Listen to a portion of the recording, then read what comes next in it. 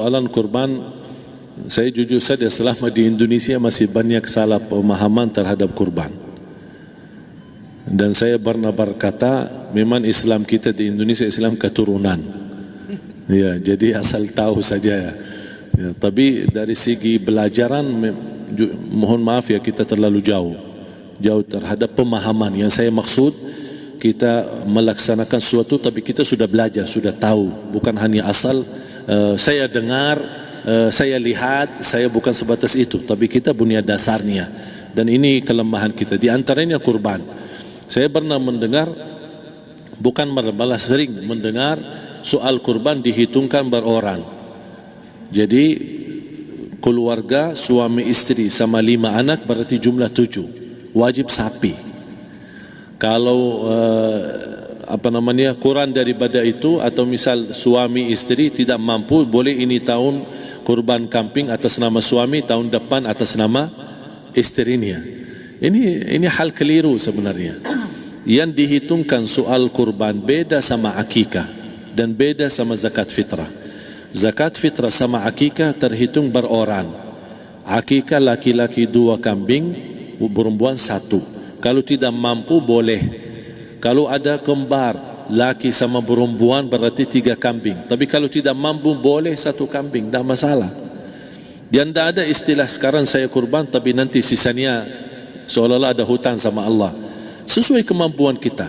Di antaranya kurban. Kurban hitungannya berkeluarga, bukan berorang.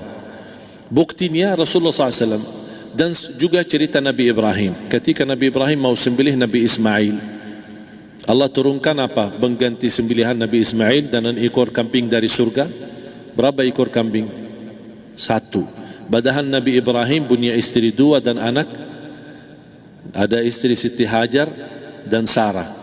Kemudian anaknya Ismail dan Ishak. Berarti semuanya berapa? 5. Kenapa Allah tidak turunkan 5 ekor kambing? Karena hitungannya memang 1 keluarga. Yang kedua, Rasul sendiri sembelih 2 kambing. Pertama, Bismillah atas nama Muhammad dan keluarga Nabi Muhammad. Padahal kita tahu keluarga Nabi Muhammad SAW termasuk keluarga besar. 11 istri, belum lagi anaknya, laki-laki sama perempuan. Ada yang hidup maupun sudah mati, sudah termasuk semua. Yang hidup maupun mati. Yang kedua, Rasul sembelih sembelihan yang kedua atas namaku dan umatku. Umatnya berapa miliar? Cuma 1 ekor kambing. Kenapa Rasulullah SAW berkurban atas nama dirinya dan umatnya? Saya mengambil salah satu di sini tanda sayangnya Rasul kepada umatnya. Jadi saya selalu berkata, orang miskin yang tidak mampu berkurban seharusnya bangga di hari kurban, karena Rasul sudah kurbankan duluan atas nama dia. Jadi terima kasih ya Rasulullah, ingatkan kita. Yang kita tidak mampu, Rasul sudah. Bahkan kalau Rasul sudah kurban atas nama umatnya yang tidak mampu, berarti sudah terkabul. Kita aja belum tahu kabul atau tidak kalau kita berkurban. Tapi kalau Rasul sudah terjamin makbul. Oleh sebab itu hitungan kurban itu adalah 1 keluarga. Misal bapa punya istri, punya anak. Itu kalau mampu sapi silahkan. Mampu 1000 sapi silahkan. Kalau soal kemampuan tidak ada masalah. Tapi kalau soal kewajiban, tidak ada wajib lebih daripada 1 ekor kambing.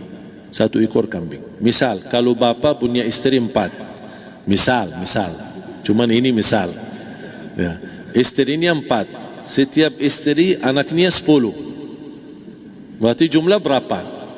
Anak 40, istri 4, berarti 44, sama bapa 45. Wajib 1 ekor kambing saja, cukup untuk semua ini. Tapi kalau soal mampu, ya silahkan. Mau 1000 kambing boleh, mau 1000 sapi boleh. Tidak ada yang melarang kalau soal kemampuan. Dan kalau kita mau sembelih, Bismillah atas namaku dan keluarga. Tidak perlu bawa data-data nama keluarga. Jadi disebutkan tukang sembelihnya ada capek menunggu sambil sebutkan nama-nama. Tidak perlu. Udah Bismillah atas namaku dan keluarga. Termasuk kata atas namaku dan keluarga, termasuk orang tua yang sudah meninggal. Termasuk orang tua yang sudah, karena kita adalah hasil daripada orang tua. Itu sudah termasuk, tidak perlu kita sebutkan.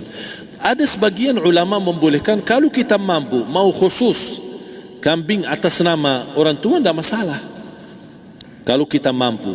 Tapi kalau kita tidak mampu, itu sudah termasuk orang tua kita bersama keluarga besar kita. Ini salah satu kenikmatan, dan ini termasuk juga sedekah yang berguna bagi orang yang sudah meninggal di keluarga kita. Wallahu ta'ala alam. Dan juga masalah panitia, bisa kita mewakili. Kalau kita tidak mengerti sembelihannya dan tidak mengerti cara bagiannya. Tapi ada satu sunnah yang termasuk kehilangan sunnah ini, adalah banyak yang tidak mau makan dari hasil kurban. Padahal itu sunnah Rasul. Dari akikah boleh makan, dari kurban pun boleh makan. Bahkan sunnah SAW dibagi 3. Sepertiga pertama dihadiahkan. Maksudnya kata dihadiahkan kepada orang kaya. Misal tetangga saya tapi orang kaya, dia bukan miskin, tapi boleh saling hadiah. Karena inti daripada hadiah silaturrahim. Ada keluarga kita termasuk mampu, tapi saya kasih, ini alhamdulillah saya sembelih sapi. Barangkali dia tidak mampu, cuma sembelih kambing. Udah, kita dapat daging kambing, dia dapat daging sapi. Tapi dengan niat hadiah, bukan sedekah. Karena dia bukan orang miskin yang menerima sedekah. Yang sepertiga yang kedua adalah sedekah. Sedekah itu termasuk orang miskin. Yang ketiga, kita makan sendiri. Bahkan Rasulullah SAW selepas Idul Adha, beda sama Idul Fitri. Sebelum Idul Fitri dia makan kurma, meyakinkan batalan puasa. Tapi kalau Idul Adha tidak makan dan minum sebelum salat, kenapa? Bukan tak berarti tidak boleh. Tapi Rasulullah SAW ingin pertama pembukaannya, buka sarapannya atau makan di pagi harinya selepas Idul Adha adalah dari hasil sembelihan kambing itu atau dari kurban.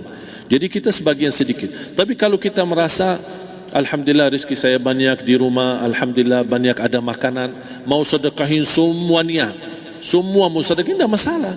Tapi yang saya maksud, kenapa tidak kita sekali-kali hidupkan sunnah Rasul? Jadi sebagian, walaupun ada sebagian sedikit lah, buat istilahnya sama sedikit porsi nasi atau apa, karena kita berhak sebagai kita kurbankan lillahi ta'ala, kita berhak menikmati kurban ini yang lillahi ta'ala supaya kita mendapatkan keberkahannya, bukan hanya orang lain. Terus yang kedua ada masalah pembayaran. Kalau kita wakili panitia, boleh kita pesan sama panitia, tolong sedikit dari kurban saya minta buat saya makan. Itu tidak masalah, kita boleh minta. Dan boleh kita wakili, tapi kita tolong ingatkan, tidak boleh pembayaran hasil sembelihan itu dari kulitnya. Ini menjadi salah satu persoalan di Indonesia. Banyak tukang sembelih datang, ketika kita tawarkan untuk sembelih ini, berapa pak? Oh tidak apa-apa, kasih aja kulitnya sama kepalanya. Jangan anda setuju, jangan anda terima. Oh maaf saya tidak bisa. Bapak berapa ongkos sembelihannya? Kita harus sepakat dulu. Tidak, saya ikhlas, tidak apa-apa, seikhlasnya. Tapi yang penting kepalanya sama kulitnya. Itu aja yang saya minta, yang lain tidak apa-apa. Tidak boleh. Tidak boleh. Kenapa? Karena ini kurban. Kata kurban berarti lillahi ta'ala, bukan untuk jual beli. Kalau kita sudah bayar dari bagian kurban, berarti bukan lillahi ta'ala. Harus kita jaga amalan itu. Tapi bagaimana cara jalan keluarnya? Kita harus sepakat, ijab kabul. Sepakat dulu, Pak, saya udah begini, saya kasih untuk sembelihan 50.000. Bapak setuju? Ya udah setuju. Selesai kan? Sudah sembelih, sudah potong, sudah semua. Lepas ini semua kita kasih ongkos 50.000 ongkos sembelihannya. Habis itu, Pak, kulitnya sama kepala hadiah buat Bapak. Itu dah apa-apa, dah masalah. Tapi bukan untuk bayar sembelihan. Faham maksud saya? Harus dibedakan supaya jangan sampai amalan kita kurban habis biaya, habis ini malah tidak diterima karena sudah kita bayar sebagian daripada kurban. Saya silahkan bayar apa yang kita sepakati, mau hadiahkan kepada dia karena kita tidak bisa guna. Buat apa yang kita mau gunain kulitnya? Tidak bisa. Tapi mereka buat mereka lebih berguna, oleh karena itu kita bisa hadiahkan untuk mereka. Bahkan kita bisa juga kasih daging untuk mereka bisa menikmati sebagai sedekah. Wallahu taala alam.